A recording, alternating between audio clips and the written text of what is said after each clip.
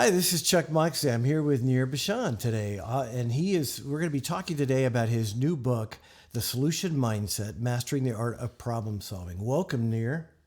Hey, thanks, Chuck. Thanks for having me. That's great. First, just tell us kind of a little bit of your background that brought you to writing the book. Sure. I'm an advertising exec. I've been in advertising forever. I've ran a bunch of different advertising companies.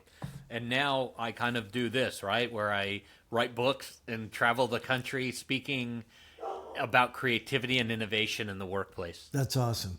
Now, your book opens with the statement, any problem in the world can be solved. What are some of your personal experiences or observations that led you to that powerful conviction? Sure. It's a great question, Chuck. I think automatically we all view the world as being a horrible place, right? We open the news, it's like horrible story after terribleness, and everything is bad. But I believe that everything is good, and that's what drew me to write this book, because I see the good in people. I see the good things that are happening. I don't just focus on the negative and the bad. It's easy in our society and our day to focus on all the problems that are out there, but it's really, really hard to look and focus on what is good and what is working. So this book is a collection of stories of 10 different people from around the world who have found good in healing the earth and good, amazing, creative implementations of all kinds of different things to improve the lot of human beings on Earth. Excellent. And you talk about the fusion of creativity and innovation as superpower. Define the two, because they sound very similar, but why is their combination so critical for effective problem solving?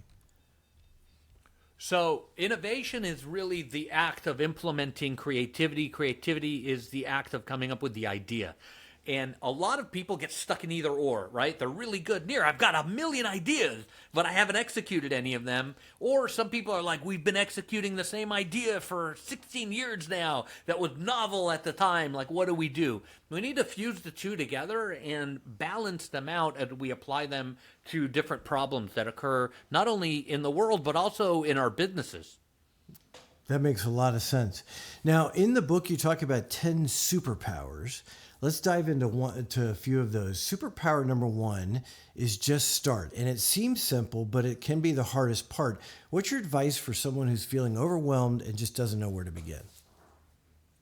Yes, that is the standard sort of approach to, what do I do next? I advise them to pick one thing and just dive in. It does not have to be a big thing. A lot of people, Chuck, think that I'm just starting. It's got to be a whole life change. I got to change my life. I got to quit my day job. I have an idea for a business, but I can't do it until I do 622 other things. No, it's not about that. It's about doing one little thing today that just starts you on your path to improvement. That's so powerful, because that's something I've always struggled with, where if there's a big project, it feels looming, and I'll go do 20 other small projects before I have to start the big one. And that's one thing I have learned over time. If you just start, it becomes a lot easier. In fact, we met when you were working with McGraw-Hill, and you interviewed my co-author, Jamie Turner, and myself about our book, which is over my shoulder here, An Audience of One, when that came out a few years ago. And writing that book was the same thing. When Jamie and I had been talking about it for a while, and he finally said, we don't have to write the entire book. We only have to start with 2 or 3 chapters. We'll package that, we'll send that out. And if we get a publisher to buy it, then we have to worry about writing the rest of the book. So when viewed in that lens, it was like, well, shoot, you write 1 chapter, I'll write 2, we're good. He wrote the proposal. Then when we actually got the contract, then we actually had to sit down and write the book. That was the hard part, but at least we had started at that point. We had a concept. We had the first couple of chapters. So 100%. It's just about putting one foot in front of the other. Most people think that to be creative or to be innovative or to write a book or to start a business or to go fractional, hey, I've been a CMO at this company forever, and I really need to start doing other things and helping other people instead of working in the same vertical forever. It is about just taking a little step and going, okay, I'm changing my LinkedIn profile today. Wow, that's all you did? Yes, but I took a step. I changed my LinkedIn profile, and it now says Chuck Moxley, fractional CMO, and that is, it is a step in the right direction. We need to just start these things, Chuck. If we don't, they stay in our mind. When they stay in our mind, and we've done tons of research, we've seen that it's just like poison. It's not good. The mind starts to think about it, then you overthink, then you triple think, and you don't activate things that should be activated because you are your own worst enemy. So just starting, no matter how small, is a step that you can take to not only improve your career, but you can improve society, your community, the oceans. There's a story in my book where a guy who was a surfer just started one day. What did he do? He was surfing the same spot over and over again. He saw that there's no surf that day. They dive in, they see the reef is bleached out. He goes home and he's got a few ideas, right? I can take this coral from here and that coral from there and start it. And he was told no, no, no by everybody, but he dove down one day with a couple of corals and he just did it. Today he owns the largest coral restoration firm on earth. Why? Because he took initiative to go and do that. It's not always about the big moments. Sometimes it's just putting one foot in front of the other and changing your LinkedIn profile.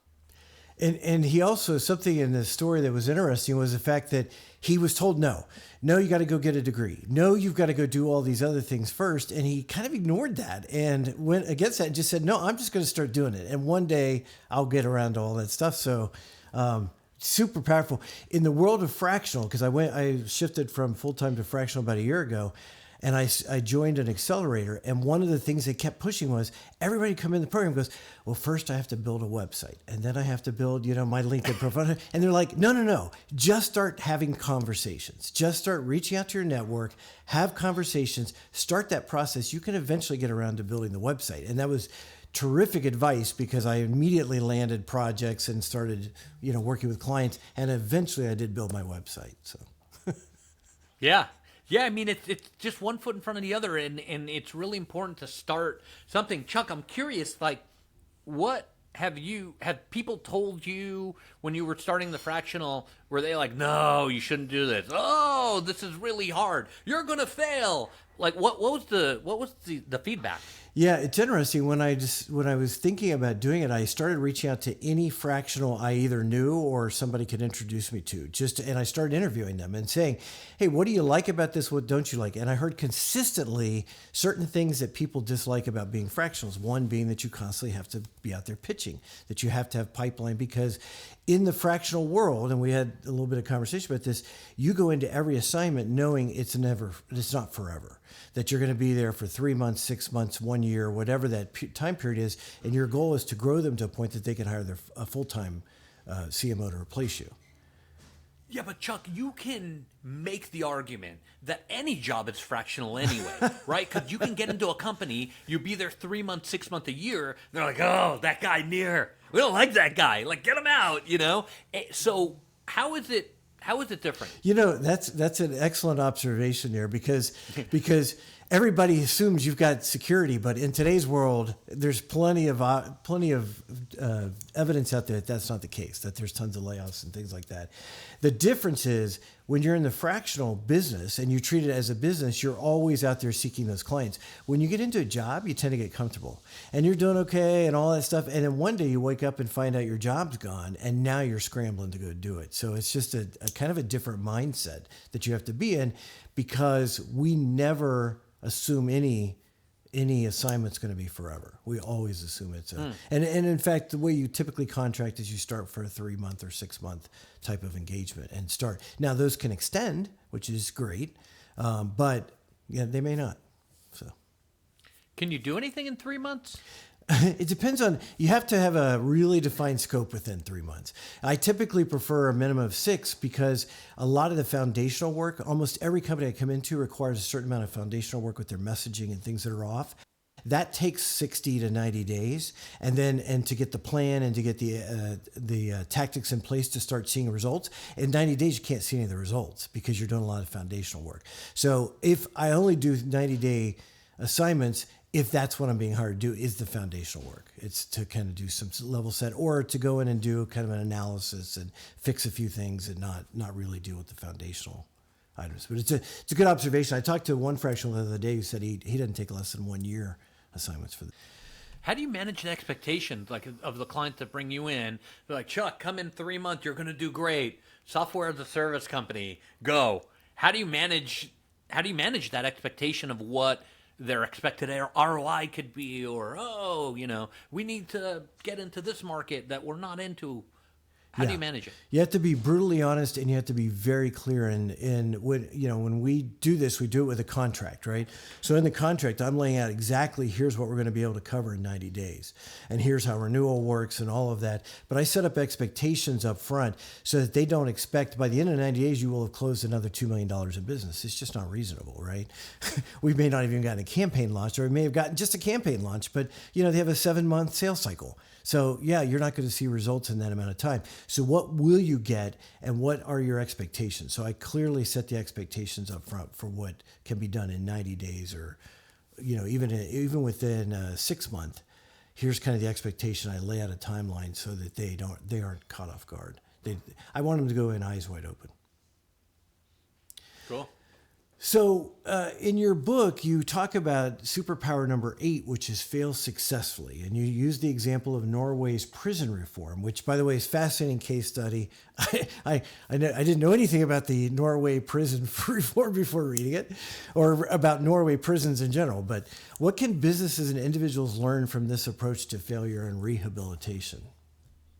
Yeah, I love it. Norway's got a very interesting prison system, right? They have the lowest recidivism rate in the world. Now, what that is the rate of people continually coming back to jail after they're released from jail, right? The United States, I love this country more than anything, but good Lord, we have a bad recidivism rate. We get people that go in and then come out, and then go in and then come out. We don't rehabilitate. We focus on the punishment, right? We punish, but we don't rehabilitate. We don't activate people in ways to return to society and contribute. Norway's cracked the code, and so what they've done is that they normalize a lot of the imprisonment, right? They don't send you off to a supermax or whatever, even if, God forbid, you did something horrible. They're little jails, they're communities, the guards are friends, everybody eats together. It normalizes everything and gives people tools to do well. What it is really, Chuck, is a way to look at failure and normalize it, accept it, move on with some tools to improve. Businesses can learn from that. People in their careers can learn from that. Usually people, I made some mistake at work. It's the worst thing ever. And, I'm done. My career is over. Well, no. It depends on how you approach that issue and how you look at, the mistake you made. And I encourage people to make mistakes on purpose often, because once you get used to making mistakes, you learn that they're not as bad as you thought. Okay, and the road to rehabilitating from that mistake is probably pretty straightforward, right? I got to do this better, I got to do that, and then I have to pivot over here. We are so afraid today of making mistakes and figuring things out that we never get to where we want to go because we're so afraid of the risk, right? The upside is limited, the downside we feel like is certain imminent death, right? So once we understand that these mistakes aren't so bad and that they can be normalized on a day-to-day level, just like Norway does with their prison system, we not only will do better at work and better at our companies, we will discover new and untapped revenue streams, new and untapped ways of doing things, because we are no longer afraid to fail and to make mistakes. I imagine that's a cultural thing, though, that has to be kind of set at the top, because I've worked with companies and seen companies where everything revolves around fear of failure, of not making a mistake, because you will get, killed, from a top, and it will become like a big deal. Yeah, it's certainly a different culture and a institutional sort of construct, right? I've been at those same companies that, hey, you make a mistake and you're out. And they don't tend to do well in the long term. They don't tend to innovate. They don't tend to be creative. They're generally in a defensive position. Listen, Chuck, I believe there's two functions of a company at any time ever, right? One is either you grow and you're thriving, or two is you're declining and you're dying. That's it. I suspect these companies, and I've been at them, and I've seen them, that are, hey, mistakes are the worst thing ever, or whatever. They're kind of just shoring everything up for the tail end of the 2 or 3 years that the business can stay in and survive. That's kind of it. So they're not growing, they're shriveling, they're dying. Yeah, good observation. Now, in the book, you also talk about superpower number 9, which is question the data, which is particularly relevant in our data-driven world of AI, et cetera. Can you share an example of a time when questioning the data led to a breakthrough that otherwise wouldn't have been possible? Yeah, people love data and they worship it. I mean, they just worship it. But the problem with data is that it doesn't have an actuator to it, right? It is just, at best, a picture in the rearview mirror of something that happened at some point. There's no, hey, take that data and make it into a Instagram campaign with pictures and blah, blah, blah, because that's what people will like. Without connecting the creative to the analytics, we have nothing. We just have a series of numbers that represent something abstract. And people fall in love with these. I'll give you an example. American Airlines several years ago had a thing called an AA Air Pass, right? What is the AA Air Pass? It's basically, it was $250,000 and you could fly anywhere they flew first class forever, for the rest of your life. They sold it in the 80s, right? Why did they do this? Because they looked at the analytics, and the analytics said in 1980, by the way, adjusted for inflation, that's like $1 million today, in today's money. Adjusted for inflation, anybody with $1 million of today's money, or $800,000, is going to fly private. They're not going to fly American. They're going to fly their own planes, right? And why do we need to do this? Let's sell these tickets. They're not going to use them. And on and on and on. The spreadsheets were, the weight and the burn rate of the fuel and the cargo. Oh, we're going to make so much money. They sold these AA Air Passes, and today it is 2026. They are in litigation still with the people who bought the pass because they flew too much, right? They just flew too much. They ended up using it. They ended up loving it. So my advice to people is to fall in love with the analytics, to understand that they're there to serve a purpose and they're a good purpose. But unless you match the analytics with some creative initiative, whether it's an Instagram campaign or whether it's we're going to print a book for this company, or whether it's whatever it is, a commercial, or nothing, doing nothing at all is also doing something. If we don't take that analytic and match it creatively to something that works, we might get into the trap of selling AA Air Passes and losing all this money to people who will fly too much. You have to give it a real world test. You have to give it a creative application in order for it to thrive. That was a great story, by the way, because the example, the guy that I guess was the biggest offender had racked up something like $21 million in travel costs because it's all first class tickets. If you could have gone back in time and applying the principles of the book, what would you have told American to do instead with the data? Great question. I would have said, let's test it for 2 people. Let's, test it in Denver. Let's maybe offer it. It's unlimited, but it has some kind of ceiling. If after 10 years we find out that somebody is living on our plane, we'll change it this way or that way. Right? It's about looking at real world applications and matching what it is that people really do. There is somebody out there right now, Chuck, that's listening to this, that is literally online 4, 5, 6 hours a day trying to get one up on the credit card companies.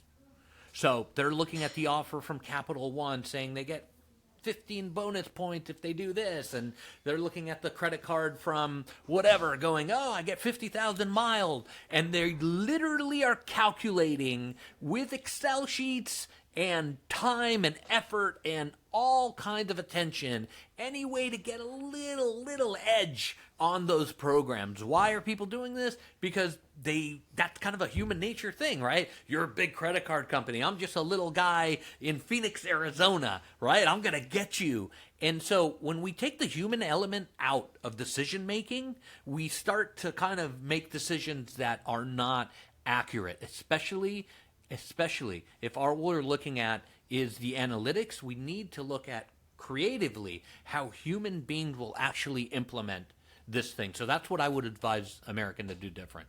That's great. Now, which of the 10 superpowers do you find that people struggle with the most, and why? Probably just start. People have a really tough time just getting started. That's why it's chapter 1. It's right up front in the book. If you read that and you start an idea, you put the book down, go for it. You don't need to come back to the book. Just starting is the most difficult part. It's because we're told no, Chuck. Everything that's around us is negative. All the media, you go on Instagram and you see all these people doing so much better than you, seemingly better than you. You go on social, you know, everything points to the negative, and it's very, very easy to get consumed in that and believe it.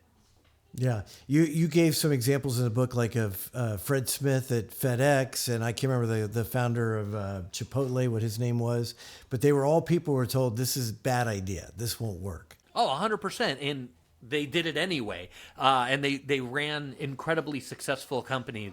I think the moral of the story is that you have to try things, tweak them, try them again, change them a little bit, add a little bit of this, talk to your friends, talk to your coworkers, talk to your family, implement these changes, and constantly iterate in something to be successful. You have to continually get feedback, change it, be creative, and that's the real recipe of success. Unfortunately, you know, social media is filled with just the success part, right? We don't see all the iterations and all the stuff that it takes to get there. And that's, for me, the most important part. So for entrepreneurs and business leaders, how can they start to cultivate a solution mindset within their teams and organizations? I think the first thing people can do is to change their language. So we talk in the book about the English language having a 6-to-1 ratio of positive to negative words, which is nuts to me, right? That means for every great, there's horrible, terrible, the worst, crappy, on and on and on and on, 6-to-1. And we've studied languages, and that's true all over the world, right? There's between a 4-to-1 and a 20-to-1 ratio of positive to negative words. So I encourage your listeners and people who are engaging with the show to just change the words that they're using to more positive words. Listen, we're all texting people nonstop. Hey, you know, get me this by tomorrow.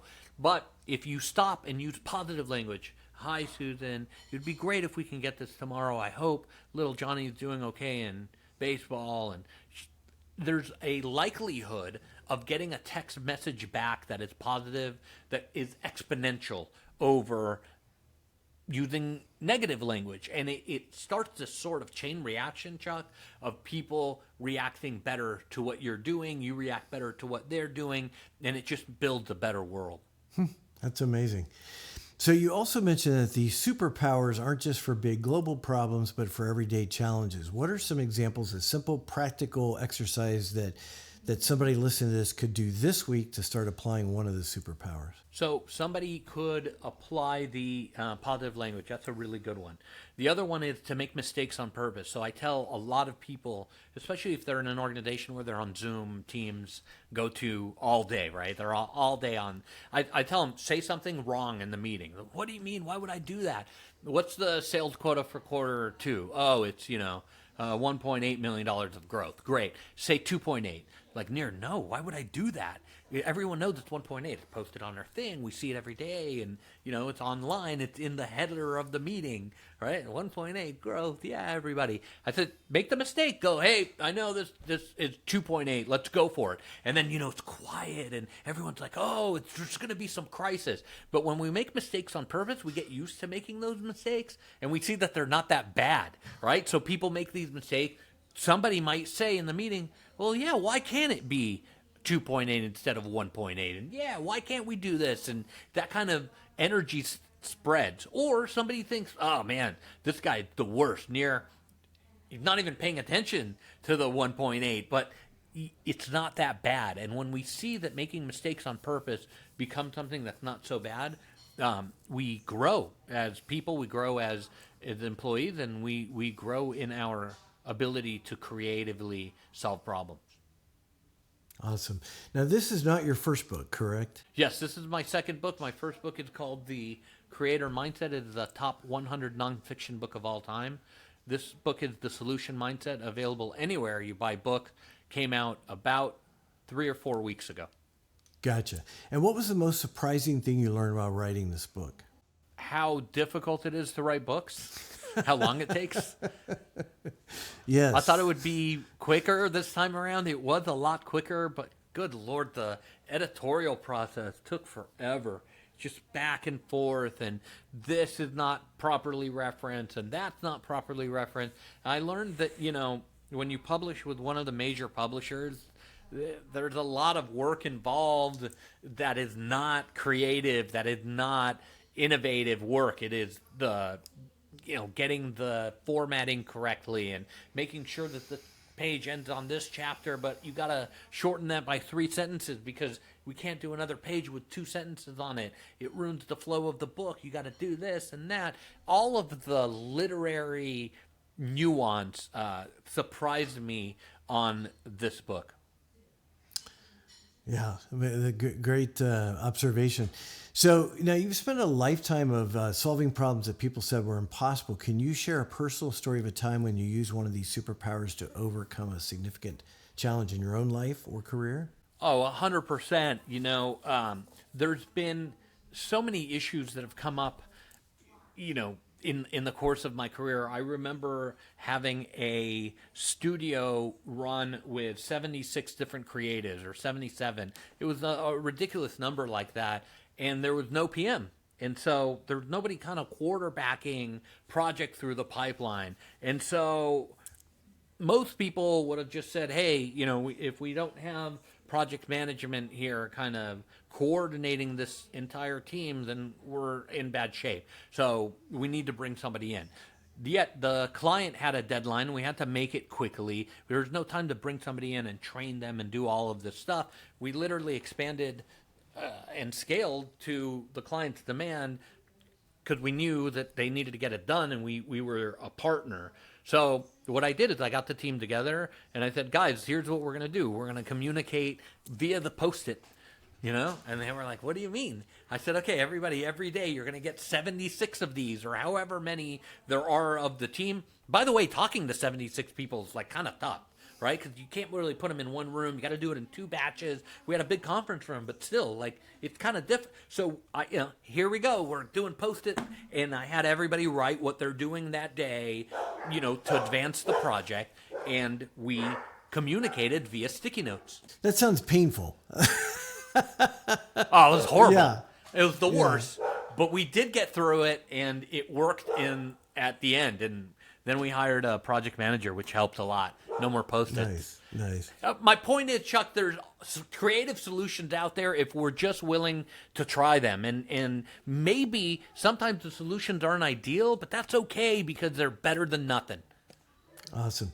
So, Nir, what's the single most important message you want readers to take away from the solution mindset? I want people to realize that the solution mindset is a mindset that is available to every human being on earth, and that we all are gifted with the contribution to make that can be very, very profound. And almost being selfish about it, I want to inspire people to come up with really great ideas so that they can solve problems that I have in my life, which is traffic or, taxes or whatever. These are all problems that we can solve and issues that we can overcome if we apply a creative and innovative solution-based mindset. And I can't wait to inspire people across the country. I do it through keynotes. I do it through consulting work, to come up with their own ideas to solve and make the world a bit of a better place. That's great. So the book's available wherever you buy books, Amazon, Barnes & Noble, the typical. If somebody wants to get in touch with you, what's the best way to connect with you? Very easy to get a hold of. It's Nir Bashan, Nirbashan. There's 3 of us in the entire planet, right? And there's a guy uploading video game clips of like, I don't know. I'm not that guy. The one with the book, nirbashan.com. Very easy to get a hold of. Send me an email. Would love to hear from you. Awesome. Well, thanks so much for the time today. It's a great book. Hopefully, everybody will have a chance to pick it up and learn from it. Thanks, Chuck. I appreciate it. Thanks for having me on, and can't wait to talk to you again. Sounds good, Nir.